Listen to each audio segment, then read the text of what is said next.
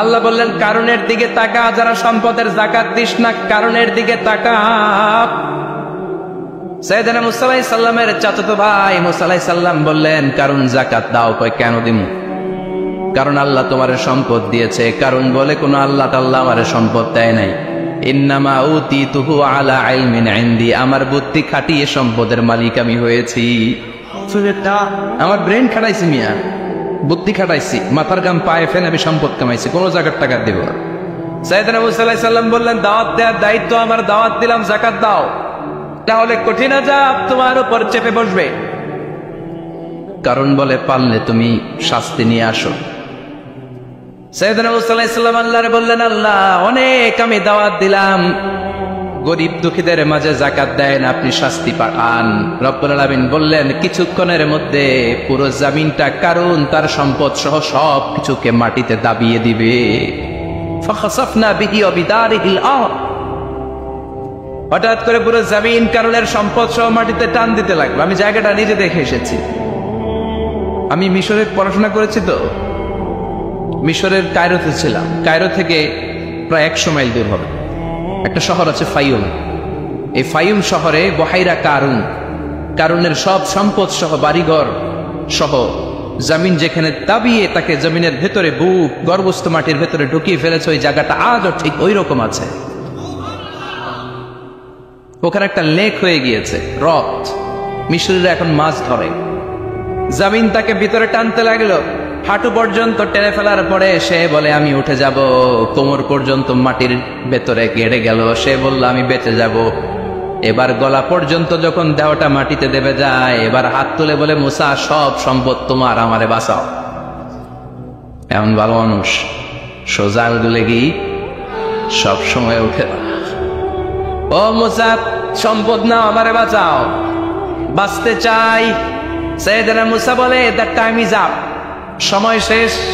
যখন দাওয়াত দিয়েছি তখন যদি দাওয়াত মেনে নিতা বেঁচে যেতা, এখন আমারও কিছু করার নাই, আমি গেলাম। ইয়াতাজালজালু ফিল আরদ হাত্তা ইয়াউমুল কিয়ামা, প্রতিদিন সহিহ বুখারীর বর্ণনা 1 বিঘত পরিমাণ আল্লাহ তাআলা জমিনকে আদেশ দিয়েছেন কারণ এবং তার সম্পদকে প্রতিদিন 1 বিঘত করে জমিনের ভেতরে নিতে থাকবে up to the day of judgment, কিয়ামত পর্যন্ত। কারণ তার সম্পদ সহ জমিনের ভিতরে যেতেই থাকবে, যেতেই থাকবে। চিল্লায় পড়েন সুবহানাল্লাহ। এজন্য আল্লাহ বললেন সম্পদ তোমারে বাঁচাতে পারে না, ক্ষমতা তোমারে বাঁচাতে পারে না, বাঁচাতে পারে একজন, তিনি কে? আল্লাহকুমুত তাকাসুরু হাত্তা যুরতুমুল মাকাবির, দুনিয়ার সম্পদের লোভে পড়ে আখিরাতকে তোমরা বেমালুম ভুলে গিয়েছো। এই গাফলতি তোমাদের থামবে না যতক্ষণ না তোমরা কবরে ঢুকবা। কার কথা? এজন্য যাকাত দেওয়ার দরকার আছে না নেই? এলাকায় তো এসে গল্প শুনলাম অনেক বিজনেস ম্যাগনেট আছে, আশা করি তারা যাকাতও দেয়, ঠিক কিনা? আপনাদের মধ্যে থেকে যারা ধনী আছে তাদেরকে পৌঁছাবেন যে যাকাত না দিলে কারণের মতো পরিণতি করে দিতে পারে কে? সম্পদগুলো কিয়ামতের দিন পেঁচাতে পেঁচাতে কোমর পর্যন্ত পেঁচাবে, আবার পেঁচাতে পেঁচাতে গলা পর্যন্ত পেঁচিয়ে ছবল দিয়ে বলবে আনা মালুক আনা কানজু, আনা মালুক, আমি তোর মাল, আমি তোর সম্পদ, আনা কানজু, আমি তোর ব্যাংক ব্যালেন্স, আমারে খা। এক একটা ছবলের চোটে পুরো দেহটা 70 গজ জামিনের ভেতরে চলে যাবে। এজন্য আল্লাহ বললেন আল্লাহকুমুত তাকাসুরু হাত্তা যুরতুমুল মাকাবির, দুনিয়ার প্রাচুর্যতা তোমাদেরকে মোহাচ্ছন্ন করেছে। আমরা মোহের মধ্যে পড়ে আছি, ঠিক কিনা? আমাদের চলাফেরা, কথাবার্তা, লাইফস্টাইল দেখলে মনেই হয় না যে আমরা মনে হয় যে 1000 বছর রাজত্ব করতে আমরা এসেছি, কেউ আমাদেরকে থামাতে পারবে না, কোনোদিন আমাদের মরণ হবে না। চিল্লায় বলেন ঠিক কিনা? এই দুনিয়াটা আসল জীবন না, আসল জীবন কবরের জীবন। এই দুনিয়ার দৃষ্টান্ত আল্লাহর কাছে হলো 4টা স্বর্ণের টুকরার মতো আর 3টা লাশের মতো। স্বর্ণের টুকরা কয়টা, লাশ কয়টা? বনি ইসরাইলের জামানাতে 3 জন যুবক কর্মের সন্ধানে, কাজের সন্ধানে বেরিয়েছিল। হঠাৎ করে তারা এক গুপ্তধন পেয়ে যায়। গুপ্তধনে তারা পেয়েছে 4টা বড় বড় স্বর্ণের টুকরা। কয়টা? মহা খুশি, খুশিতে বাকবাকুম। চিন্তা করলে আমরা আজীবন খেয়ে পড়ে চলে যেতে পারবো, কিছুই করা লাগবে না। 3 জন মিলে স্বর্ণ নিয়ে বসে প্ল্যান করলো ভাগ বটোয়ারা করার আগে একজন বাজার থেকে রুটি কিনে নিয়ে আয়, আগে পেট ভরে খেয়ে নেই, তারপরে ভাগ বটোয়ারা। একজন রুটি আনতে গিয়েছে, ওই দুইজন ভাবতে শুরু করলো, যেটাতে রুটি আনতে পাঠাইছে ওটা যদি মেরে দিতে পারি তাহলে ভাগাভাগির আর কোন কাম নাই। স্বর্ণ কয়টা? তুই নিবি দুইটা, আমি নেব দুইটা। আর যে রুটি কিনতে গিয়েছে সে মনে মনে ভেবেছে রুটির মধ্যে বিষ মাখিয়ে নিয়ে যায়। কি মাখিয়ে নিয়ে যায়? ওই দুইটা বিষ খাইয়া ঠুস। সব যেই চিন্তা ওই কাজ, রুটির মধ্যে বিষ মাখিয়ে নিয়ে এসেছে। দুই বন্ধু ওইটারে ধরে আঘাত করতে করতে দুনিয়া থেকে বিদায় করে দিয়েছে। এবার দুইটা বলে এইটারে মারতে অনেক কষ্ট হয়েছে, আগে খাইয়া লই। এরপরে তুই দুইটা, আমি দুইটা। এবার বিষ মাখানো রুটি খেয়ে ওরাও শেষ। আহা, আল্লাহু আকবার। 4টা স্বর্ণের টুকরা পড়ে আছে, 3টা লাশ পড়ে আছে। হাদিহি মাসালু হায়াতিদ দুনিয়া, এটা দুনিয়ার জীবনের দৃষ্টান্ত। এজন্য মানুষের স্বভাব হলো আরো চাই, আরো চাই। বিশ্বনবী বললেন, লিকুল্লি ইবনি আদমা ওয়াদিয়াম মিন যাহাব, আল্লাহ বনি আদমের সবাইকে যদি এক একটা স্বর্ণের পাহাড়ের মালিক বানিয়ে দেয়, আহাব্বা ইয়াকুনা লাহু ওয়াদিয়ান, সে চাইবে কেমন করে আরেকটা স্বর্ণের পাহাড়ের মালিক পাওয়া যায়। ও মিয়া, আমার যদি একটা স্বর্ণের পাহাড়ের মালিক বানায় দেয়, আমার 14 পুরুষ সে স্বর্ণের পাহাড় বেচা খেয়ে শেষ করতে পারবো? তা আরেকটা দিয়ে আমি কি করবো? সবাইকে যদি এক একটা স্বর্ণের পাহাড়ের মালিক বানিয়ে দেয়া হয়, তারপরে প্রত্যেকে চাইবে কেমন করে আরেকটা পাহাড়ের মালিক পাওয়া যায়। কারণ ওই যে খাই খাই, আরো লাগবে, আরো লাগবে। কবরের মাটি ওর মুখে ঢোকার আগ পর্যন্ত ওর এই খাই খাই স্বভাবের বন্ধ হবে না। চিৎকার করে বলেন ঠিক কিনা? এজন্য আল্লাহ বললেন, কবরে না ঢুকলে তোমাদের এই আকাঙ্ক্ষা থামবে না, লোভ লালসা বন্ধ হবে না। হাত্তা যুরতুমুল মাকাবির, কবরে তোমাদেরকে যেতেই হবে, মরতে তোমাদেরকে হবে। এই পৃথিবীতে কেউ থাকার জন্য আসে নাই, জোরে বলেন ঠিক কিনা? মরতেই হবে, যেতেই হবে, চলে যেতেই হবে। এজন্য বিশ্বনবী বলতেন, আকসিরু যিকরা হাযিমিল লাযাত, জীবনের সব স্বাদ আল্লাহকে নিঃস্বাদ করে দেয়, পানসা করে দেয়। ওই মৃত্যুর কথা বেশি বেশি স্মরণ করবা। জীবনের স্বাদ আল্লাহ সব কিছুকে পানসা করে দেয়। কোন জিনিস? মরণ। চিল্লায় বলেন কোন জিনিস? আর জোরে বলেন কোন জিনিস? সুনিশ্চিত, যেতেই হবে। কোন সন্দেহ আছে? কথা বলেন, সন্দেহে আছে কারো?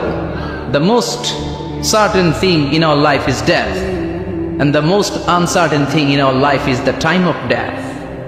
আমাদের জীবনের সবচেয়ে সুনিশ্চিত বিষয় হচ্ছে আমাদের মরণ, মরতে হবে।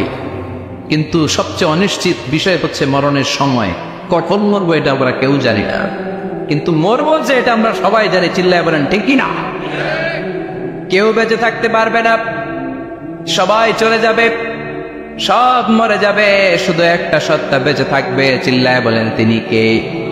কুল্লু মান আলাইহা ফানি ওয়া ইয়াবকা ওয়াজহু রাব্বিকা যুল জালালি ওয়াল ইকরাম ফাবিআইয়ি আলাই রাব্বিকুমা তুকাযযিবান। পৃথিবীর বুকে যা দেখা যায় সব মরে শেষ হয়ে যাবে, মরবে না শুধু একটা সত্তা, তিনি কে?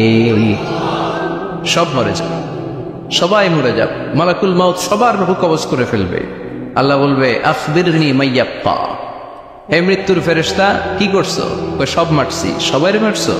সব শেষ। কে বাকি? জিনেরা বাকি, জিনদেরও মারো। সবগুলো জিন শেষ করা হবে, বাকি থাকবে ইবলিস। আল্লাহ বলবেন, সবাইকে যেই কষ্ট দিয়ে ইন্তেকাল করিয়েছ, সবগুলো কষ্ট একত্রিত করে ইবলিসটারে তুমি মারো। সবচেয়ে কষ্ট দিয়ে নির্মম ভাবে ইবলিসকেও শেষ করা হবে। আল্লাহ বলবেন, আখবিরনি মাইয়াবকা, ও মালাকুল মউত এবার বলো আর কে বেঁচে আছে? মালাকুল মউত বলবে, আল্লাহ কেউ নাই, কেউ নাই, সব শেষ। মানুষ শেষ, প্রাণীগুলো শেষ, পাখিগুলো শেষ, সাগরের মাছগুলো শেষ, আপনার কথা মতো জিনগুলাও। এবার আছে শুধু ফেরেশতারা। কারা? কথা বলেন। আল্লাহ বলবেন, ফেরেশতাদেরও মারো। শুরু হবে ফেরেশতা নিধন। একের পর এক সব ফেরেশতার রূহ কবজ করা হবে। এবার আল্লাহ বলবে আখবিরনি ইয়া মালাকাল মাউতি মাইয়া বাকা, মালাকুল মাউত আর কে কে বেঁচে আছে আমার একটু বলো। মালাকুল মাউত বলবো সব শেষ, সব ফেরেশতাগুলোরও মেরে ফেলেছি, শুধু 4 জন আছে, জিব্রাইল, ইসরাফিল, মিকাইল, আর আমি আপনার হুকুমের গোলাম আজরাইল। আল্লাহ বলবে ইসরাফিলের রূহ কবজ কর। ইসরাফিলের রূহ কবজ হয়ে যাবে। মিকাইলের রূহ কবজ করো, মিকাইলের রূহ কবজ হয়ে যাবে। ইসরাফিলের রূহ কবজ করো, কবজ হয়ে যাবে। আল্লাহ বলবে আখবিরনি মাইয়াবকা, মালাকুল মউত এবার বলো কে বেঁচে আছে। মালাকুল মউত বলবে কেউ নাই। আল্লাহ বলবে আসলেই কেউ নাই। মালাকুল মউত বলবে আছে। কে আছে? শুধু আমি আছি। ডানে বায়ে সামনে পেছনে আল্লাহ কেউ নাই, সব শেষ, শুধু আমি আছি। আল্লাহ বলবেন এবার তুই মর। মত ইয়া মালাকুল মউত, এ মৃত্যুর ফেরেশতা, এবার তুই মর। মালাকুল মউত হিসাব আর মিলাতে পারবে না, হিসাবটা তখন উল্টে যায়। মালাকুল মউত বলবে এটা আবার কেমন কথা, আমি মরম কেন? আমি না মারছি, আমি না মারছি, আমি মেরে সাবার করেছি সব, আমি কেন মরবো? আল্লাহ বলবেন মালাকুল মউত এটাই তো বিধান, কুল্লু নাফসিন যায়িকাতুল মাউত, দুনিয়ার প্রত্যেককেই মৃত্যুর স্বাদ নিতে হবে রে মালাকুল মউত। যদিও তুমি মেরেছ, সবাইকে তুমি মেরেছ, এখন তোমার মরণের পালা, এবার তুমি মরো, কারণ তোমাকেও মরতে হবে, তোমাকেও মরতে হবে। এই কথা শুনে মালাকুল মউতের গায়ে জ্বর এসে যাবে, খিচুনি এসে যাবে, কাঁপুনি ছুটে যাবে, কাঁপতে থাকবে মালাকুল মউত। কি ভয়ঙ্কর দৃশ্যের না জানি অবতারণ হবে সে সময়। কাঁপতে থাকবে মালাকুল মউত। আল্লাহ বলবেন কেঁপে লাভ নাই, ভয় পেয়ে লাভ নাই, জান্নাত জাহান্নামের মাঝ বরাবর একটা জায়গা আছে, ওই জায়গায় যেয়ে দাঁড়াও। মালাকুল মউত ওই জায়গার মাঝখানে যেয়ে দাঁড়াবে আর কাঁপবে। আল্লাহ চিৎকার দিয়ে বলবেন মউত ইয়া মালাকাল মউত, মউত মর, মরে যা, মরে যা বলার সাথে সাথে মালাকুল মউত জান্নাত এবং জাহান্নামের মাঝখানে বিকট একটা চিৎকার দিয়ে মরে লাশ হয়ে যাবে। বিশ্বনবী বলেন মালাকুল মউতের ওই দিনের চিৎকারটা এত ভয়ঙ্কর হবে, এত গগন বিদারে চিৎকার সেদিনের চিৎকারটা হবে। দুনিয়ার মানুষগুলো যদি তখনও দুনিয়ায় বেঁচে থাকতো, কিয়ামত হওয়ার জন্য আলাদা করে ইসরাফিলের সিংহায় ফুৎকার দেওয়ার আর দরকার হতো না। মালাকুল মউতের এই চিৎকার শুনে কানের পর্দা ফেটে দুনিয়ার সব মানুষগুলো তখনই মরে যেত। ভয়ঙ্কর চিৎকার। মালাকুল মউত শেষ। এবার সামনে পেছনে ডানে বায়ে উপরে নিচে কেউ নাই, একজন ছাড়া, তিনি কে? আল্লাহ সেদিন হুঙ্কার দিবেন। আল্লাহ বলবেন পৃথিবীর বড় বড় প্রধানমন্ত্রীরা কোথায়, প্রেসিডেন্টরা কোথায়, আইনাল মুলুক, যারা ক্ষমতার দাপট দেখিয়েছে তারা আজকে কোথায়? আইনাল বিহার, সাগরগুলো কোথায়? আইনাল আনহার, নদীগুলো কোথায়? নীল নদ, মিসিসিপি, মিসৌরি নদ, গঙ্গা নদ, এই নদীগুলো কোথায়? নদগুলো কোথায়? আইনাল আশজার, বড় বড় বট গাছগুলো কোথায়? আইনাল জাবাবেরা, আইনাল মুলুক, অত্যাচারের স্টিম রোলার যারা আমার মুমিন বান্দাদের উপর চালিয়েছে, ওই বেয়াদব গাদ্দার মুনাফিকগুলো কোথায়? ডানে বায়ে কেউ নাই। আল্লাহ একাই হুঙ্কার দিবেন। হুঙ্কার ছেড়ে তিনি বলবেন লিমানিল মুলকুল ইয়াউম, লিমানিল মুলকুল ইয়াউম, who belongs the kingdom today, আজকে ক্ষমতা কার? চিৎকার করে বলেন আজকে ক্ষমতা কার?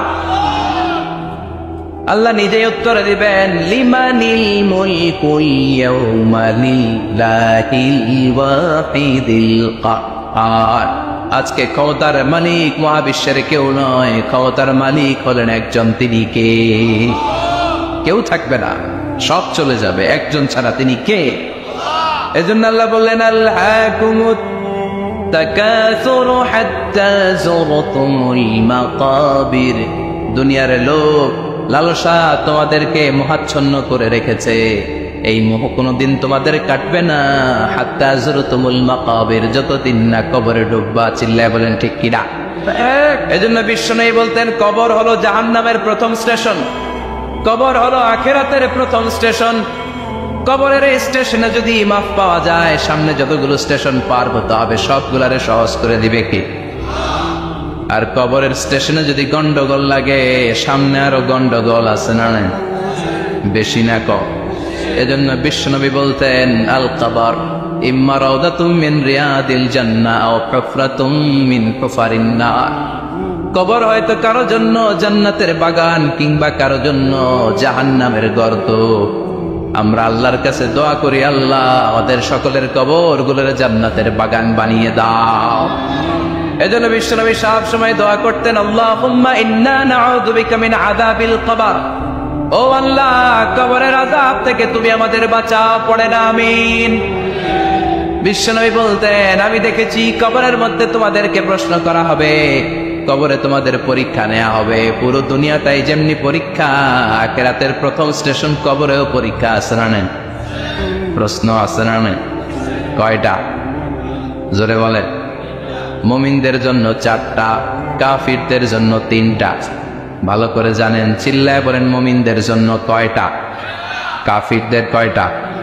প্রশ্নপত্র ফাঁস করে দিছে কে? কথা কন। এরপরও যদি ফেল করি, দোষ কার? দোষ আমাদের, আমাদের দোষ। কবর দেওয়ার পরে 40 কদম যখন আত্মীয়রা চলে যায়, 2জন ফেরেশতা আসবে, বসাবে। এই ঘটনাটা আমারও ঘটবে, আপনারও ঘটবে, বিশ্বাস হয়? প্রস্তুত আছেন তো? বসিয়ে দেয়া হবে। মুমিন বান্দাকে প্রথম প্রশ্ন করবে, আমার রব্বুক, তোর রবের নাম কি? মুমিন বান্দা বলিষ্ঠ কণ্ঠে বলে দিবে, আল্লাহ আমার রব, এই রবই আমার সব। পড়েন, আল্লাহ আমার রব, এই রবি আমার সব। দমে দমে তনু মনে তারি অনুভব। তোমার দুনিয়াতে আমি যেদিকে তাকাই, ততই নেয়ামতে ডুবে আছি সবাই। পাখালির গানে শুনি তসবিহ কলরব, তসবিহ কলরব। আল্লাহ আমার রব, এই রবি আমার সব। পড়েন আমি। আমরা যেন আল্লাহ বলিষ্ঠ কণ্ঠে বলতে পারি, আল্লাহ আমার রব, তুমি কবুল করো। পড়েন আমিন। প্রথম প্রশ্ন খালাস। দ্বিতীয় প্রশ্ন, আমার দিন উত্তর, দিনের নাম কি, ধর্মের নাম কি? চিৎকার দিয়ে আমরা বলবো আমাদের ধর্মের নাম। তৃতীয় প্রশ্ন করা হবে, মান হাদার রাজুল, দেখো তো এই লোকটারে চিনো কিনা, এই লোকটারে চিনা চিনা লাগে কিনা। আমরা বলবো চিনিবানি, এই লোকের জন্য আমরা দুনিয়াতে সব করতে রাজি ছিলাম। এই লোকের জন্য আমরা দেহের প্রাণ ঢালা উচ্ছ্বাস ছিল আমাদের হৃদয়ে। আমাদের দেহের রক্তটুকু বিলিয়ে দিতে আমরা পৃথিবীর বুকে কোনটা বোধ করি নাই। চিল্লায় বলেন ঠিক কিনা? এই নবী আমাদের প্যারা নবী, চাঁদের চেয়েও সুন্দর তুমি নবী আমার কমলিওয়ালা। চাঁদের চেয়ে সুন্দর তুমি নবী আমার কমলিওয়ালা। দু জাহানের বাদশা তুমি প্যারা নবী সাল্লাল্লাহু আলাইহি। দু জাহানের বাদশা তুমি প্যারা নবী সাল্লাল্লাহু আলাইহি। চাঁদের চেয়ে সুন্দর তুমি নবী আমার কমলিওয়ালা। পড়েন আল্লাহু আকবার, আল্লাহু আকবার। আমরা বলবো এটা আমাদের কমলিওয়ালা নবী। এই নবীর অনুসরণ আমরা করেছি, এই নবীর কথা আমরা দুনিয়ায় মেনেছি। তার মানে প্রথম প্রশ্নেও পাস, দ্বিতীয় প্রশ্নেও পাস, তৃতীয় প্রশ্নেও পাস। এবার মুমিনদের জন্য এক্সট্রা একটা কোশ্চেন আছে না নাই? 4 নম্বর প্রশ্নটাও জেনে রাখেন, কবরে কাজে লাগবে। তখন জিজ্ঞেস করা হবে, ওমা ইলমুক, ওমা ইলমুক, what is the source of your knowledge, what is the source of your answer. এই যে 3টা প্রশ্নের উত্তর দিতে পারলা বাঘের বাচ্চার মতো, তথ্যসূত্র কি? What is the reference? করতে শিখছ, কোত্থেকে শিখেছেন বলে আসতে হবে। আমরা বলবো আমরা কোরআন থেকে শিখেছি, হাদিস থেকে শিখেছি, মাহফিলগুলোতে জেনেছি, বয়ানগুলো থেকে শিখেছি। পড়েন সুবহানাল্লাহ। 4টা প্রশ্নের উত্তর যখন আপনি দিয়ে দিবেন, ফেরেশতারা বলবে আহলান ওয়া সাহলান, কংগ্রাচুলেশন। কি বলবে? আহলান ওয়া সাহলান, মানে কংগ্রাচুলেশন, খুশ আমদেদ, খুশ আমদেদ, খুশ আমদেদ। ওয়ায়ুফসাহু লাহু কবরুহু 70 দিরান, কবরটারে 70 হাত লম্বা করে দেয়া হবে। ওয়ায়ুফতাহু লাহু বাবুন ইলাল জান্নাহ, জান্নাতের দিকে একটা দরজা সেট করে দেয়া হবে। ওই জায়গা দিয়ে, দরজা দিয়ে জান্নাতের এয়ার কন্ডিশনের ঘরগুলো থেকে ঠান্ডা হিমেল বাতাস আর সুগন্ধ এসে কবরটারে আহত করে দিবে। ওয়ায়ুলবাসু মিন লিবাসিল জান্নাহ, জান্নাতের চমৎকার একটা পোশাক পরিয়ে দেয়া হবে। আর বলা হবে নাম কানাউমিল আরুস, বাসর রাতে বর যেমনি কনেকে নিয়ে আনন্দের ঘুম দেয়, তুমিও একটা ঘুম দাও। সুবহানাল্লাহ পড়ে। নাম কানাউমিল আরুস, বাসর রাতে বর যেমনি কনেকে নিয়ে ঘুমায়, মধুর একটা ঘুম আপনার সেদিন হবে। ইসরাফিলের সিঙ্গার আওয়াজ, ওই হুইসেল বাজার আগ পর্যন্ত ওই ঘুম কেউ আপনার ভাঙাতে পারবে না। আল্লাহ কবরের 4টা প্রশ্ন, এগুলোর সঠিক উত্তর দিয়ে জান্নাতের পোশাক পরে আমরাও যেন ঘুমিয়ে থাকতে পারি, তৌফিক দাও। আর জোরে পড়ে না আমিন। এবার নাস্তিকদের পালা, বামপন্থীদের পালা, রামপন্থীদের পালা, ইসলাম বিরোধীদের পালা, কোরআন বিরোধীদের পালা, নবী বিরোধীদের পালা। ওদের সামনে 2জন ফেরেশতা আসবে, আসওয়াদান আজরাকান, আসওয়াদান আজরাকান, নীলাভ চোখ, কালো গাত্র বর্ণের, নীলাভ চোখ, চোখগুলো নীল, গায়ের কালার হবে কালো। তাহলে কি ভয়ঙ্কর চেহারা হবে ফেরেশতা দুজনের। এসে বলবে ওঠ, বস, মার রব্বুক, তোর রবের নাম কি? কয় জানি না। কি কয়? জানি না। লা আদরি, আমি জানি না। আমি অমুক নেতার পিছনে পিছনে ঘুরতাম, খালি এটা মনে আছে। আমি মাও সেতুংকে নেতা মানতাম, আমি কার্ল মার্কসকে নেতা মানতাম, আমি নেতা খেতাদের পিছনে ঘুরতাম। রব কি, ইসলাম কি, দিন কি, কিচ্ছু আমি জানি না। মাপ চাই, জানি না। দ্বিতীয় প্রশ্ন, আমাদের উত্তর ধর্মের নাম কি? কয় আমার কোনো ধর্ম নাই, আমার কোনো ধর্ম নাই, আমি হলাম নাস্তিক। আমি কি? কথা বলেন, আমি কি? আমি 1 প্যাকেটের বিরিয়ানির সন্ধান পাইলে শাহবাগের প্রজন্ম চত্বরে যায় ডান্স দিতাম। এরকম ডাকাইত আছে না নাই? ওমাতিন উত্তর ধর্ম কি? কয় জানি না, মফসাই, আমি কিচ্ছু জানি না, ধর্ম টর্ম নাই আমার, আমি নাস্তিক। ফেরেশতারা বলবে ও তুমি নাস্তিক, দাঁড়াও, আর একটা বাকি প্রশ্ন, এরপরে খেলা শুরু, ঠিক কিনা?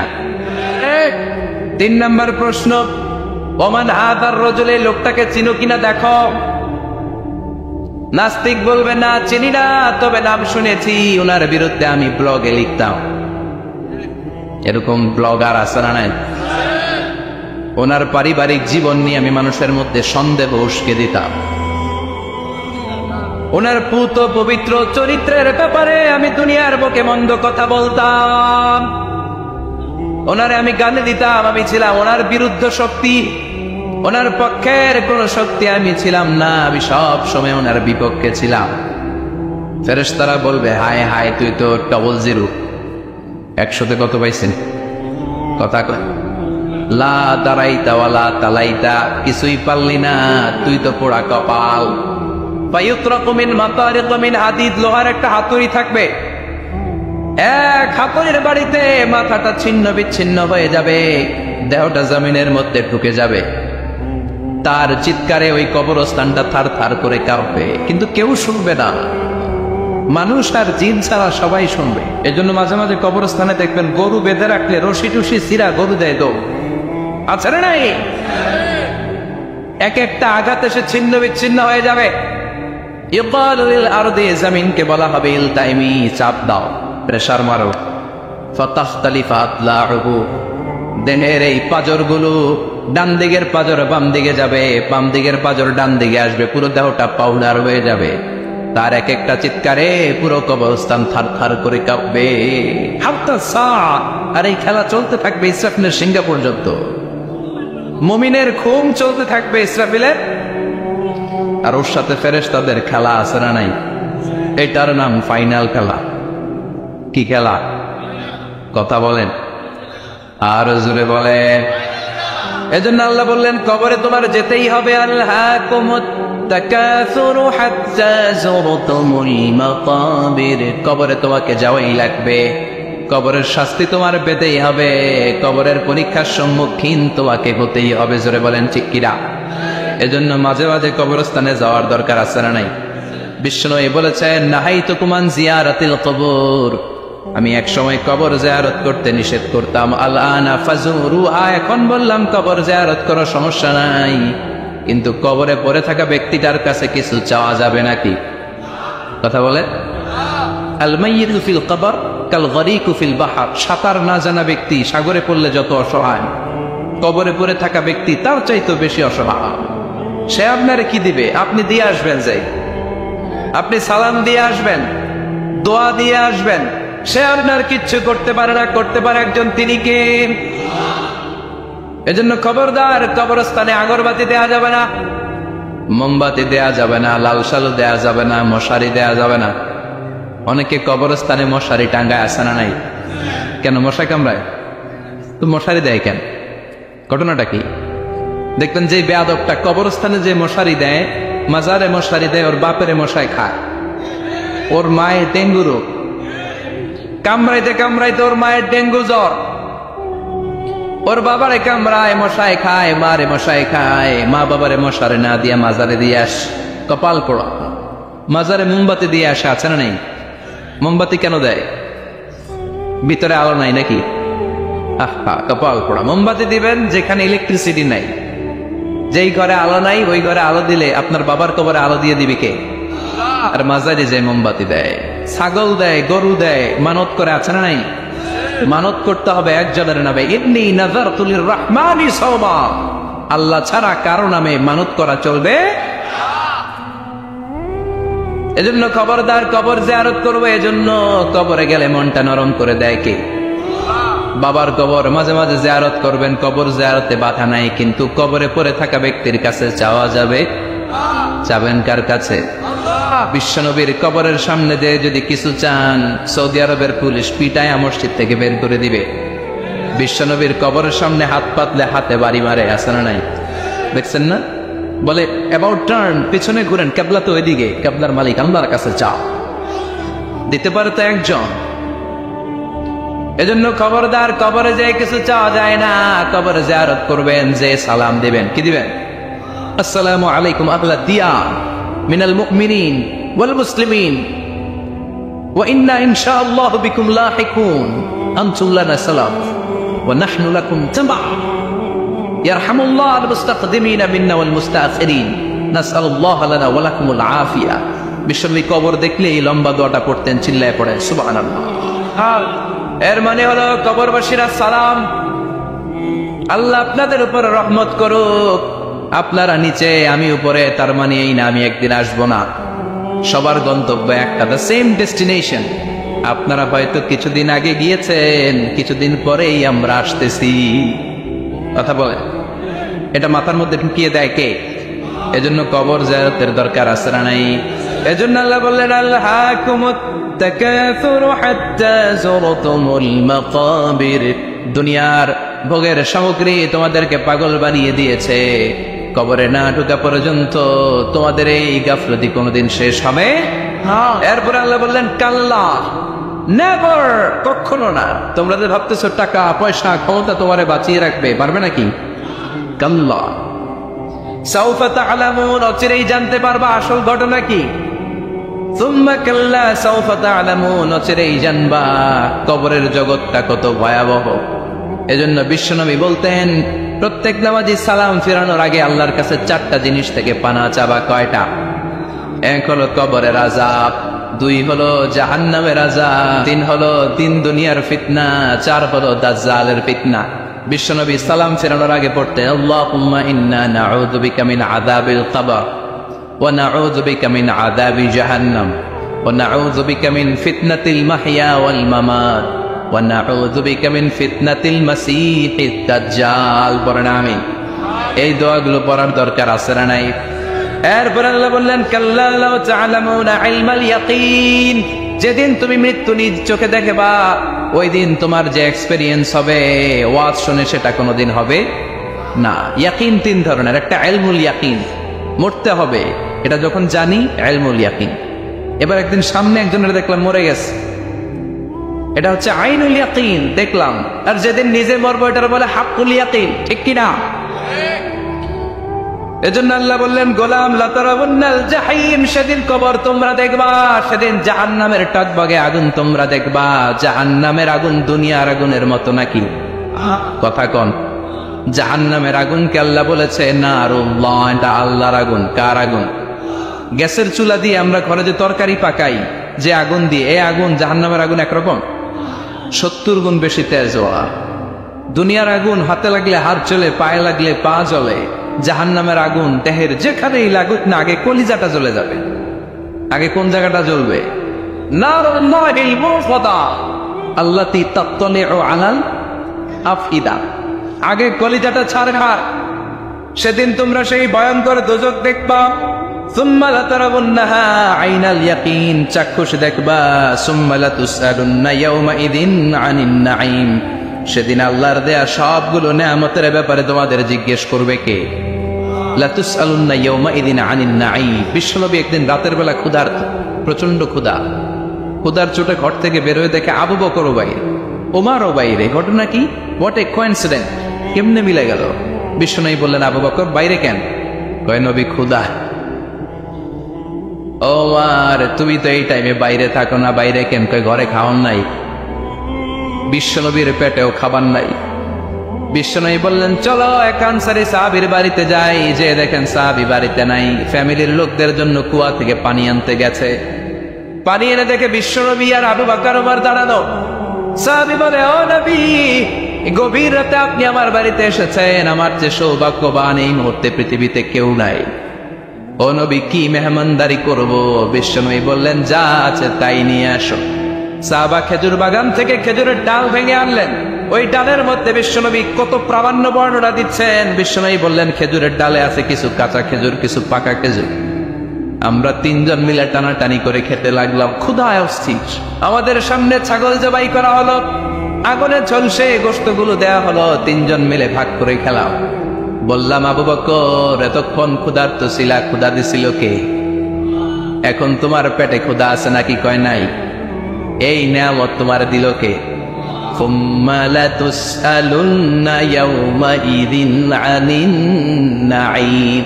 বিশ্বনবী বললেন, ও আবু বকর, এই যে নেয়ামত এই মাত্র খেলা, এই নেয়ামতের ব্যাপারেও তোমার জিজ্ঞেস করবে কে? তাই না? প্রতিটি নেয়ামতের ব্যাপারে ইন দ্য ডে অফ জাজমেন্টে প্রশ্ন আছে না নাই? নেয়ামত আল্লাহ আমাদেরকে কম কম দিছে, তাই না?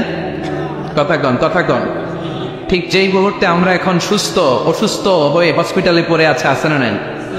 মৃত্যুর সাথে কঠিন পরিস্থিতিতে পড়ে আছে, এরকম আছে না নাই? এজন্য আল্লাহ বললেন, ওয়াইন তাউদ্দু নি'মাতাল্লাহি লা তুহসুহা, এত নেয়ামত দিয়েছি গুণে শেষ করা যাবে না। কিয়ামতের দিন এই নেয়ামতগুলোর ব্যাপারে পাই টু পাই আমাদের কাছে হিসাব চাইবে কে? কথা কন। 5টা বিষয়ের হিসাব চাইবে। নাম্বার 1, আন হায়াতিহি ফিমা আফনা, তোমার জীবনটাকে তুমি কোন কাজে লাগিয়েছো? এটা হচ্ছে কমন কোশ্চেন। কবরের প্রশ্ন আমাদের 4টা, আর কিয়ামতের ময়দানে কয়টা? কথা কর। নাম্বার 1, জীবন দিয়েছে, জীবন কোন কাজে লাগিয়েছো? নাম্বার 2, জীবনে যে যৌবন আছে, যৌবনটারে কোন কাজে লাগিয়েছো? ঠিক কিনা? যৌবনের ইবাদত আল্লাহর কাছে বড় প্রিয়। যুবক যারা নামাজ পড়ে, বুড়ো হলে নামাজ পড়তে না পারলেও আমল নামায় নামাজের সওয়াব দিবে কে? সুবহানাল্লাহ কইবেন না? পেনশন স্কিম, এটা কি বলে?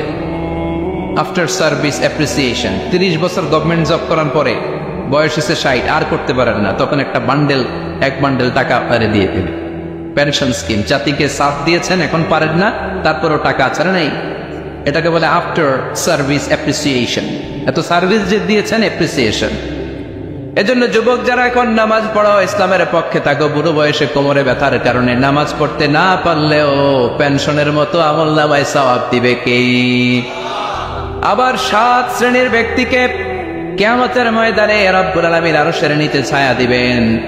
ওই 7 শ্রেণীর মধ্যে যুবক শ্রেণী একটা আছে, যেই যুবক তার যৌবনে আল্লাহর ইবাদত করেছে। পড়েন সুবহানাল্লাহ। যৌবনটা আল্লাহর ইবাদতে কাটিয়েছে, তার জন্য স্পেশাল আল্লাহর আরশের নিচে ছায়া আছে না নাই? এই 7 শ্রেণীর মধ্যে 2 শ্রেণীর যুবক, একটা হচ্ছে যে যুবক বয়সে ইবাদত করেছে, আরেকটা হচ্ছে যে যুবক কোন মেয়ের সাথে পাপ কাজের অফার পেয়েও বলেছে ইন্নী আখাফুল্লাহ, নিশ্চয় আমি ভয় পাই একজনকে। তিনি কে? চিল্লায় বলেন কে?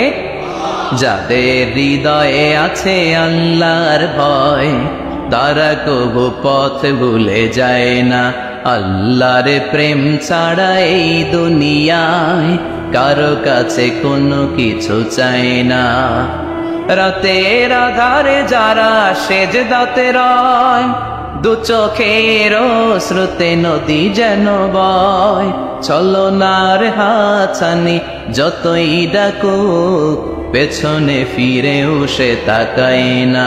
যাদের হৃদয়ে আছে আল্লাহর ভয়, তারা কবু পথ ভুলে যায় না। ঠিক কিনা? আল্লাহর ভয় অন্তরে থাকার দরকার আছে না নাই? এজন্য এই 5টা প্রশ্নের উত্তর না দিয়ে কোনো বনি আদম কিয়ামতের দিন পা নাড়াতে পারবেন? আল্লাহ আমরা যেন প্রশ্নগুলোর উত্তর সঠিকভাবে দিতে পারি, তুমি তৌফিক দাও। এজন্য দুনিয়ার মোহে পড়ে থাকা যাবে না, কবরের চিন্তা থাকার দরকার আছে না নাই? কবর নিয়ে ভাবতে হবে। কবর is a reminder for every মুসলিম।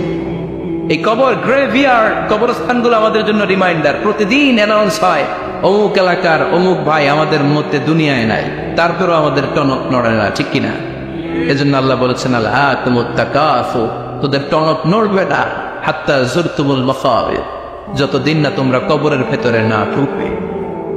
যে ব্যক্তি ইসলামকে রেখে দিয়ে অন্য কিছু তালাশ করে, যে ব্যক্তি ইসলামকে বাদ দিয়ে অন্য কোথাও শান্তি খোঁজে, যে ব্যক্তি ইসলামকে বাদ দিয়ে অন্য কোথাও সমাধান খুঁজে, তার থেকে আল্লাহ কিছুই কবুল করবে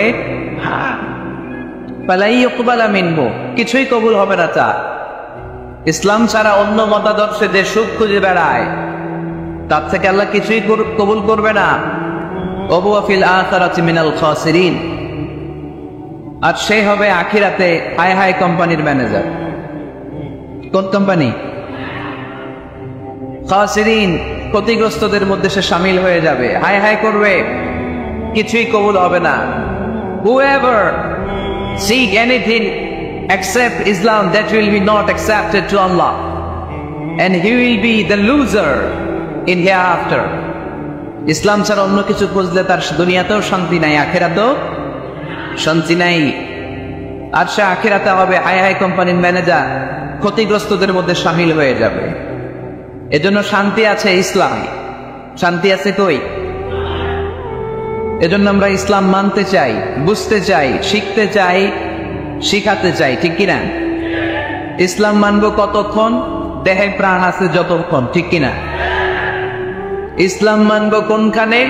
সবখানে। উত্তর দেন, ইসলাম মানবো কতক্ষণ? উত্তর হচ্ছে দেহে প্রাণ আছে যতক্ষণ। প্রশ্ন করি আবার, ইসলাম মানবো কতক্ষণ? ইসলাম মানবো কোনখানে? সবখানে। আওয়াজ করে উত্তর করা যাবে? আবার প্রশ্ন করি, ইসলাম মানবো কতক্ষণ? ইসলাম মানবো কোনখানে? না শুধু মসজিদে, মাদ্রাসায়, সংসদ ভবনে মনে হয় ইসলাম মানার দরকার নাই, বঙ্গভবনে বোধহয় ইসলাম থাকার দরকার নাই, গণভবনে ইসলাম থাকার দরকার আছে না নাই? প্রতিটা পুলিশ স্টেশনও ইসলাম থাকার দরকার আছে না নাই? আমরা চাই সব জায়গায় ইসলাম দিয়ে আমরা আমাদের জীবনকে পরিচালনা করবো। চিল্লায় বলেন ঠিক কিনা?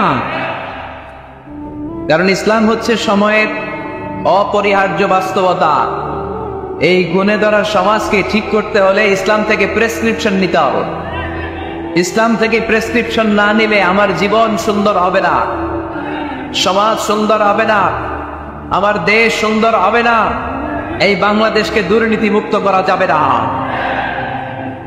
শুধু দুদক দিয়ে, দুর্নীতি দমন কমিশন দিয়ে দুর্নীতি দমন হবে না যদি ইসলাম মানা না হয়। চিল্লায় গো ঠিক কিনা? এজন্য ইসলাম মানবো কতক্ষণ? ইসলাম মানবো কোন কানে? রাজি আছেন তো? ভাগাভাগি করবেন? অর্ধেক আল্লাহর অর্ধেক আমার, এরকম করা যাবে? গোটা দুনিয়াটাই কার, এখানে কোনো ভাগাভাগি করার সুযোগ নাই।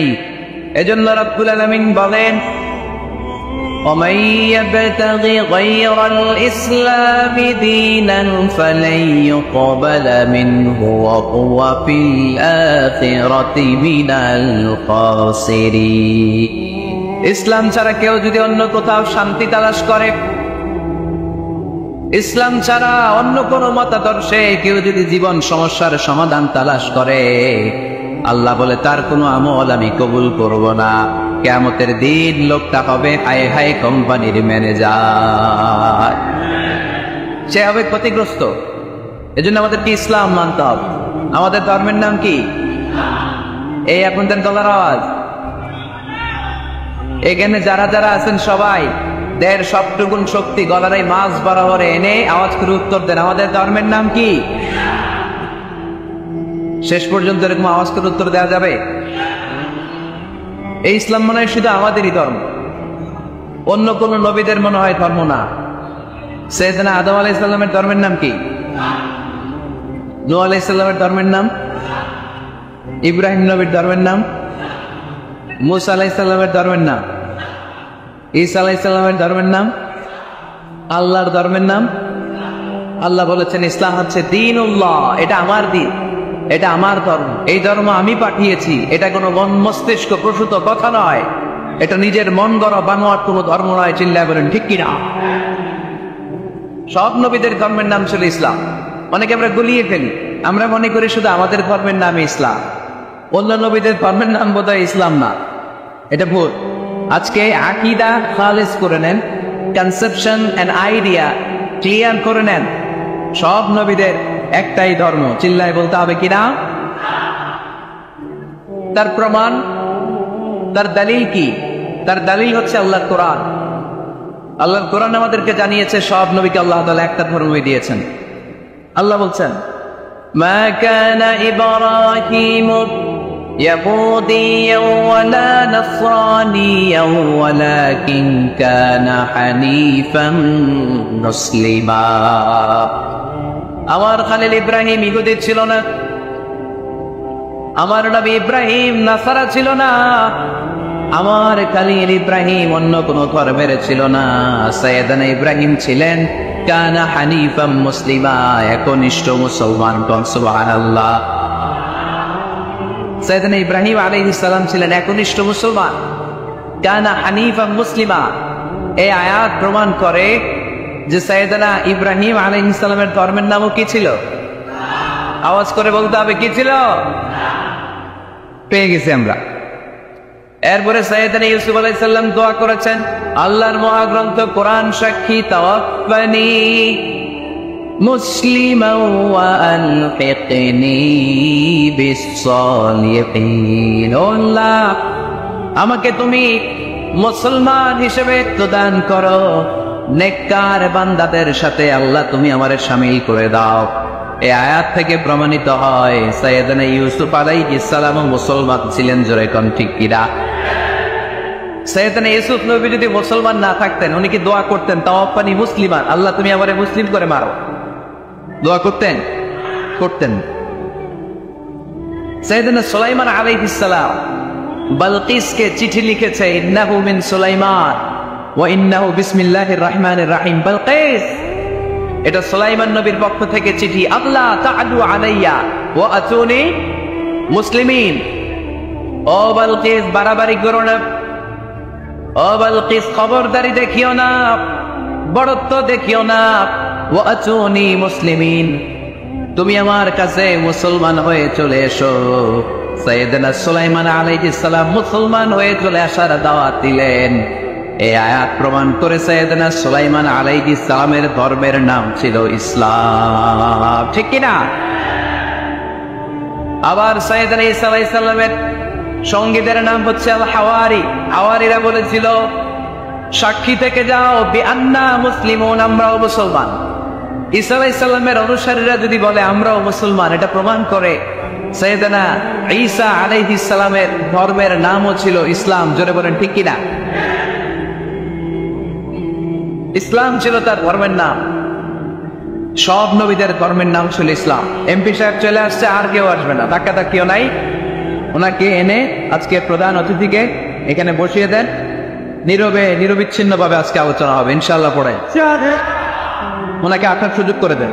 এদিকে এত ধাক্কা ধাক্কি করেন, ওনাকে আসতে দেন, সুন্দরভাবে আসতে দেন, আসতে দেন। অনেক কষ্ট করে আসছে, ও এমপি সাহেবই আসতেছে এদিক দিয়ে না, আসতে দেন, নিয়ে আসেন, নিয়ে আসেন, একটু জায়গা করে দেন। আলহামদুলিল্লাহ পড়েন, আওয়াজ করে পড়েন আলহামদুলিল্লাহ। আপনাদের এলাকার গণমানুষের নেতা আলহাজ নজরুল ইসলাম বাবু ভাই চলে আসছে, চিল্লায় পড়েন আল্লাহু আকবার। আমরা একেবারে বিশৃঙ্খলা মুক্ত হয়ে গেছে, ঠিক কিনা? আর কাউরে ঢুকতেও দিবেন না, বেরোইতেও দিবেন না, পারা যাবে? বলছিলাম সব নবীদের একটাই ধর্ম, ধর্মটার নাম সব জায়গায় মানতে রাজি আছেন। তবে ইসলাম ধর্মকে আল্লাহ তাআলা কোন নবীর কালেই, কোন নবীর সময়েই পূর্ণাঙ্গতা দান করে নাই। এই ইসলাম ধর্মের পূর্ণাঙ্গতা আল্লাহ তাআলা দান করেছে আমার পেয়ারা নবী, বিশ্ব নবী মুহাম্মদ রাসূলুল্লাহ সাল্লাল্লাহু আলাইহি ওয়াসাল্লামের সময়কালে। বারটা ছিল জুমাবার। কিবার? আরাফার ময়দান। বিশ্বনবী ওটের পিঠে বসে আছেন। ইন দ্য মিন টাইম আল্লাহ তাআলা একটা আয়াত নাযিল করে ইসলামকে কমপ্লিট এন্ড ইনট্যাক্ট বানিয়ে দিলেন। সুবহানাল্লাহ বলতে বললেন না? اليوم أكملت لكم دينكم وأتممت عليكم نعمتي ورضيت لكم الإسلام دينا। সেদিন আল্লাহ ঐতিহাসিক আয়াত নাযিল করে দিলেন, اليوم أكملت لكم دينكم, আজকে আমি তোমাদের দিনকে, ইসলাম ধর্মকে পূর্ণাঙ্গতা দান করলাম। ওয়া আতমামতু আলাইকুম নি'মাতি, আমার নিয়ামতকে পরিপূর্ণ করে দিলাম। ওয়া রাদিতু লাকুমুল ইসলাম দীনা, আমি আল্লাহ তোমাদের জন্য ইসলাম ধর্মকে মনোনীত করে খুশি হয়ে গেলাম। আল্লাহ তাআলা ইসলামকে আমাদের ধর্ম বানিয়ে খুশি। এখন প্রশ্ন হচ্ছে,